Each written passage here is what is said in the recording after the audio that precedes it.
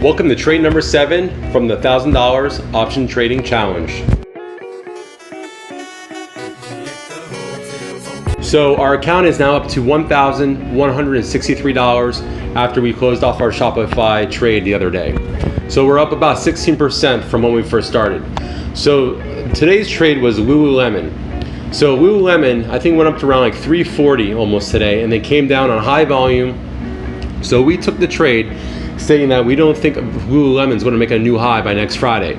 I don't think that's going to happen. Do you? No, it's not. So we're risking about $450, and the most that we can make is about $50 off this trade. So I feel like it's a safe trade to get $50. Now, once again, if this trade starts going against us, we're going to get out a little bit early so we don't lose the whole $450. Because we sold a 340 call, we bought a 345 call. So we're going to get that $50 credit.